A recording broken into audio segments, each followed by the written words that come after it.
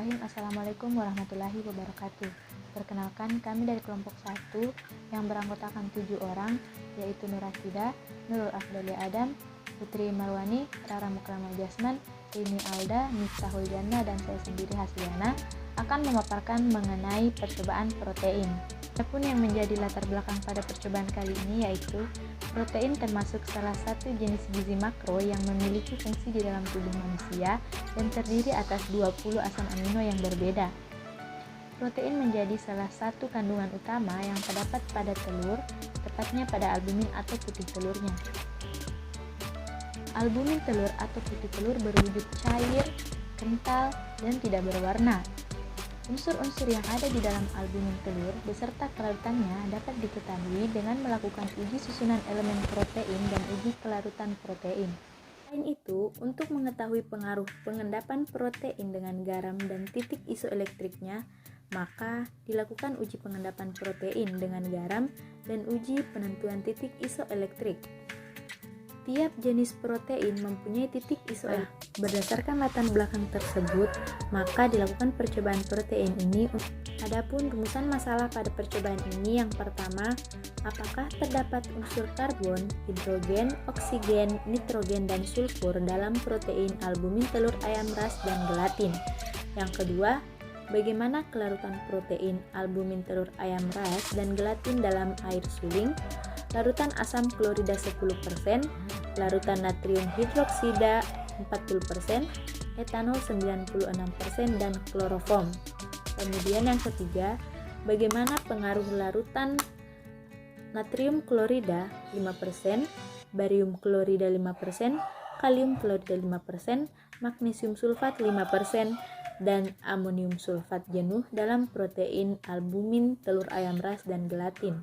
Dan yang terakhir, berapa titik isoelektrik pada kasein. Selanjutnya saya serahkan kepada pemateri selanjutnya. Salah satu sumber protein hewani itu terdapat pada telur ayam, di mana telur ayam ini mengandung albumin telur. Nah, pada albumin telur ini mengandung banyak protein. Albumin telur ini memiliki banyak macam jenis protein, di mana protein ini disebut dengan protein albumin. Jadi protein itu merupakan kumpulan dari beberapa asam amino yang saling berhubungan atau saling berikatan dan menghasilkan ikatan peptida. Pada setiap molekul protein itu mengandung unsur karbon, hidrogen, oksigen, dan fosfor. Untuk mendeteksi unsur yang terkandung pada protein itu bisa dilakukan dengan uji elemen unsur, di mana pada uji ini bisa dilakukan dengan pemanasan dan terjadi proses pengembunan. Pada saat terjadi proses pemanasan dan pengembunan ini, maka protein tersebut akan mengalami denaturasi. Proses denaturasi ini akan mengalami perubahan besar pada struktur dari protein atau terpecahnya beberapa ikatan seperti ikatan hidrofolik, ikatan hidrogen, maupun ikatan garam. Denaturasi protein ini terjadi karena adanya perubahan temperatur sehingga protein terdenaturasi. Kemudian faktor lain yang mempengaruhi yaitu adanya perubahan pH. Selain dari perubahan pH, denaturasi juga dipengaruhi oleh zat pengoksidasi atau pereduksi dan dari pelarut. Setelah mengalami denaturasi, protein juga mengalami koagulasi, yaitu suatu keadaan protein tidak lagi terdispersi sebagai suatu koloid karena membentuk ikatan yang cukup banyak. Pada proses koagulasi ini sangat dipengaruhi oleh pH. Jadi protein itu akan menggumpal pada pH asam. Dan selain pH, ia juga dipengaruhi oleh adanya suhu. Jadi semakin tinggi suhu, maka protein yang akan mengendap itu semakin banyak. Selain dari pengaruh pH dan pemanasan, penggumpalan pada protein juga dipengaruhi oleh penambahan enzim untuk koagulasi dari protein ini sekitar 50-60 derajat Celcius. Jika suhunya itu sangat tinggi, akan menyebabkan kerusakan pada protein atau terjadi denaturasi.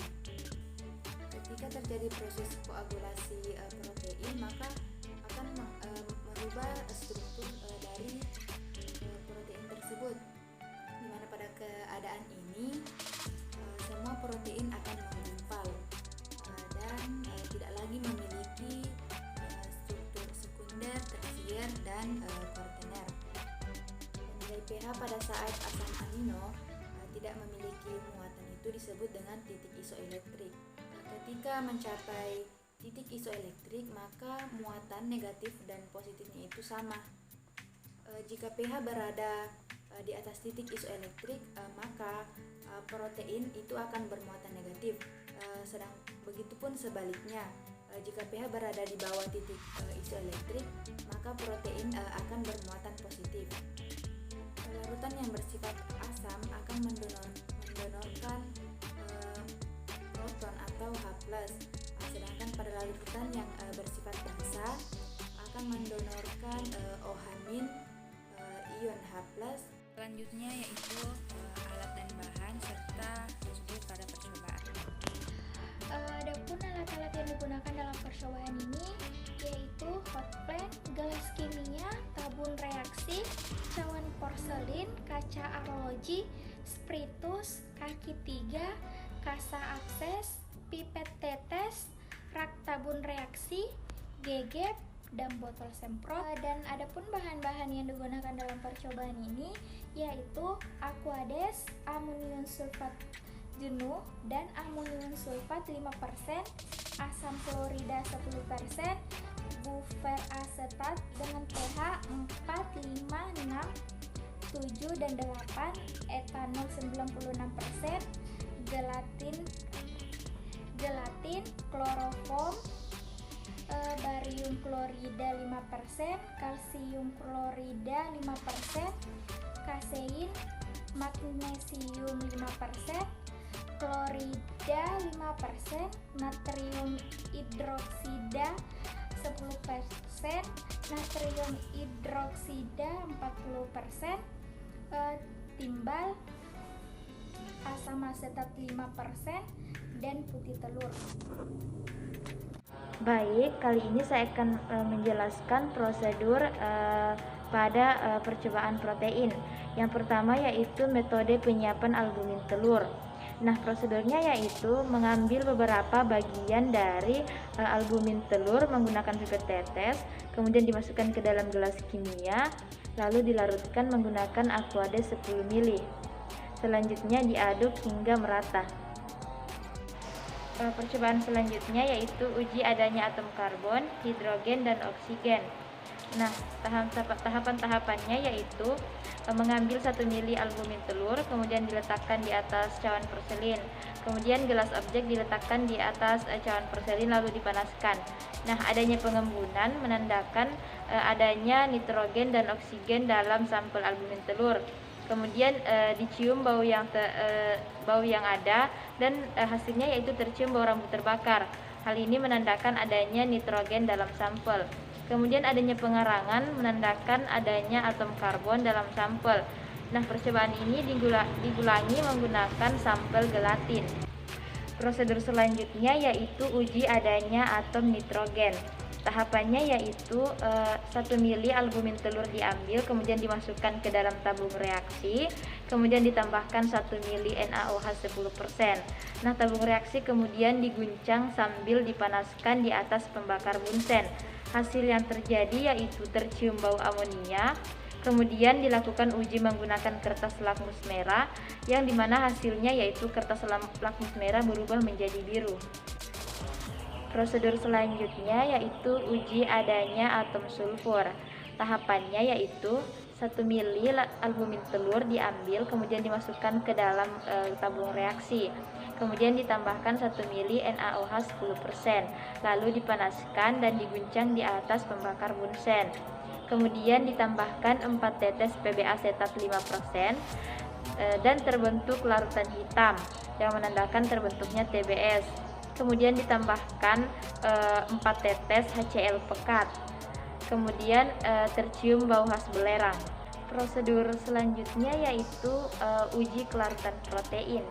Nah, di sini prosedurnya yaitu menyiapkan 5 tabung reaksi, kemudian tabung reaksi 1 diisi dengan Aquades, tabung reaksi 2 diisi dengan HCl 10%, tabung reaksi 3 diisi dengan NaOH 10%, tabung reaksi 4 diisi dengan etanol 96%, dan tabung reaksi 5 diisi dengan kloroform, masing-masing sebanyak 1 mili. Kemudian masing-masing tabung reaksi ditambahkan 2 mili sampel albumin telur. Kemudian tabung reaksi dikocok dengan kuat dan diamati sifat kelarutannya.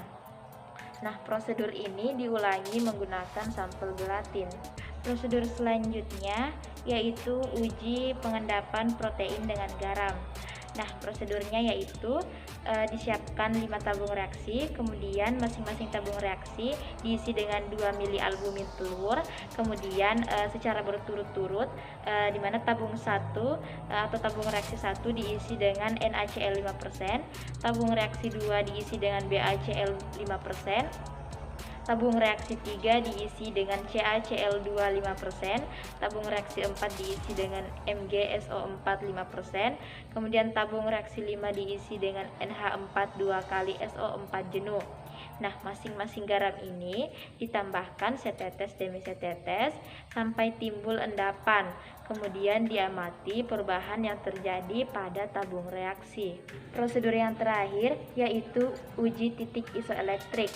Nah, bahan yang digunakan yaitu kasein dan buffer asetat pH 4, pH 5, pH 6, pH 7, dan pH 8. Kemudian disiapkan 5 tabung reaksi. Kemudian masing-masing dari tabung reaksi diisi dengan kasein. Kemudian secara berurut ditambahkan buffer asetat pH 4 pada tabung reaksi 1, pH 5 pada tabung reaksi 2, pH 6 pada tabung reaksi 3, pH 7 pada tabung reaksi 4, dan pH 8 pada tabung reaksi 5. Kemudian tabung reaksi dikocok dan diamati perubahannya. Selanjutnya dicatat derajat kekeruhan setelah 0, 10, dan 30 menit. Kemudian tabung reaksi dipanaskan dalam penanas air, lalu diamati kembali perubahannya. Penjelasan selanjutnya yaitu hasil dan pembahasan. Baik, jadi hasil dari percobaan ini yang pertama uji elemen protein. Nah, di mana sampelnya sudah diketahui itu albumin telur dan gelatin. Yang pertama itu hidrogen dan oksigen itu di albumin telur terdapat pengembunan pada kaca objek. Nah, sedangkan gelatin itu terdapat pengembunan pada kaca objek. Nah, kalau untuk karbon terjadi pengembunan pada kaca objek, begitupun juga gelatin terjadi pengembunan pada objek. Nah, nitrogen albumin telurnya itu ada bau amonia dan kertas lakmus merah berubah menjadi biru. Sedangkan untuk gelatin itu ada bau amonia. Nah, untuk sulfur itu terbentuk endapan hitam dan tercium bau khas belerang. Baik, sedangkan uji kedua itu uji kelarutan. Nah, untuk albumin H2O itu larut, HCl 10% larut, NaOH 40% larut, C2H5OH terdispersi, CH-Cl3 tidak larut.